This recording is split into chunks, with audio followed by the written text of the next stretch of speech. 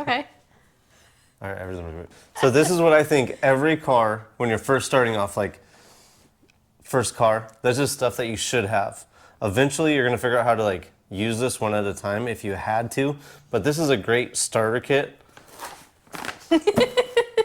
A great starter kit for darn near any car, okay? So when we went out, we used the air compressor thing. This thing was pretty snazzy, so you're able to set the pressure you want it to, turn it on, and it automatically inflates to that. And then I also noticed that there's a light. So the top button right here is a button that's a light. So when you plug this into your car and you can't see where to fill it up maybe, or put the, where your tire, where is it? What the hell is that thing called? If you can't find the, the Schrader valve on the car, maybe you plug this into your cigarette lighter, push your light button, and that'll make it so you can see stuff. And I bet also while this is inflating, you could just have light too. If it happens at night when you pull over on the side of the road, if you need a light, use that while you're inflating the tires or using the compressor part. So this thing is actually pretty handy. I like it. And it inflated really quick. We're able to do 60 PSI in the spare wheel, right? And it worked great on that too. So not just on a lower tire inflation or PSI specification, so really good. Also, we didn't really go over when to use this or how often to use it. And this is something, your tire pressure gauge. This is something that I would use when you're getting gas, like every couple weeks at least. When you're getting gas, check the tire pressure and make sure you're staying around 30 PSI or what it was, 32 I think it was. Yeah, I think it was like 31, 32. And then at least every couple months, check the tire pressure in that spare wheel just in case you need it. We might end up getting a new one because of that low tire pressure. So that was that. Low tire pressure and it's worn out. Well, yeah, that's weird how it was kind of low. Maybe that was from when they used it, I don't know. But yeah, we'll check that. So tire pressure gauge, we went over how to use the triangle.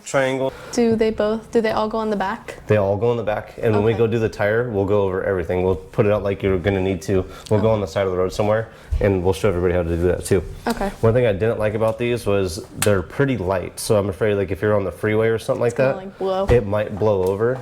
So what I did was I made these. What do you think? Oh, little I have sandbags. these little sandbags. I had sand and I have these little sandbags. So you could either put it on the front or the back of this leg, and just makes it a little bit sturdier so it doesn't fall over. Yeah. And there's gonna be 3 of those. Ooh. So the first one would be about 5 to 7 paces, and then what we say, 25? 25, and then about like 20, 25 again. So what you're looking for is about 10 feet behind the car, and then I believe it was about 35 feet behind the car, and then what was it, 50 feet or maybe 60 feet behind the car is where you want the third one. And that's so somebody, when they're driving up, they see that first, what is it called? Triangle, and they start slowing down. The sandbags to hold them down.